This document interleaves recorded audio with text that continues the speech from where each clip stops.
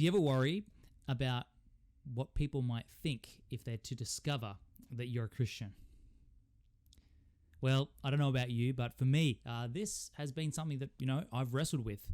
I've found myself in times where I felt like, gee, if they realize that I'm someone that takes Jesus seriously, if they get a hint that maybe, there's a few things different in my life to theirs, they might think I'm a bit weird. Now, there's plenty of other reasons to think that I'm a little bit weird, but hey, being a Christian is one of them that I have had tendencies in the past to just play down, to not be overt, not be obvious, but to not make it very well known. But you know what? The Bible, God's word, reminds us that actually there's more than just this one response of people thinking that we might be a freak. There's another, which is a great encouragement to me. And I wanted to share that with you in the hope that it would be an encouragement to you.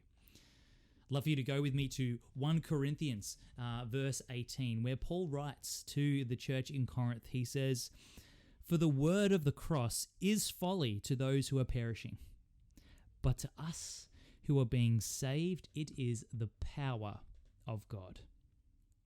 How good's that? I love this verse.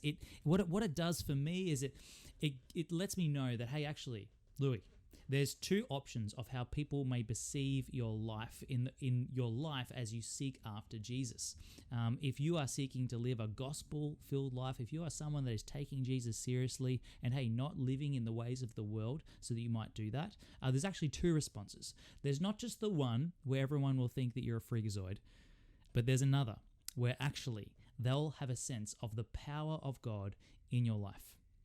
I hope you see that with me in this verse. It says the word of the cross is folly to those who are being perishing. Yes, there are some that are going to think that by the way that you live, by the way that you spend your money, by the things that you do and the things that you don't do, they're going to think that you doing that in light of a man who came and lived and died and rose again from the dead, they're going to think, why does that make a difference? And that's just crazy.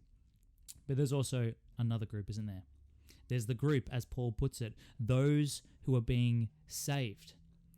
They're going to see that. They're going to see how the word of the cross, how the logic of the cross, how the wisdom of the cross of Christ is a power. A power.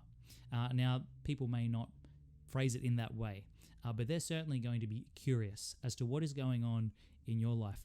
They're going to want to know more about this hope that you have, and this way of living that you have chosen, and this person that you are seeking after. There is power in our living for Jesus, and that power is to point people to Jesus, and is a power to save. So let me encourage you, church, today that, hey, you know what? If you're worried that people might think that you're a bit weird because you call yourself a follower of Jesus, because you take Jesus seriously, do you know what? There's actually going to be other people in your life where you, as Paul says later to the Corinthians, you're going to be the aroma of life to them. The aroma of life. Beautiful, beautiful. I think, Paul, he is rooting, he's founding this statement to the Corinthians based off what we also see him write to the Romans, where he says, "I'm not ashamed of the gospel, for it is the power of God for salvation to everyone who believes." To everyone who believes, the power of God for salvation.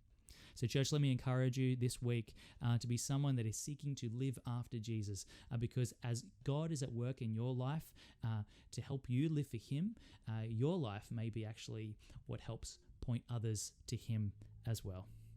So whatever we do, whether it be in word or deed, may we live to glorify our great and gracious King, Jesus.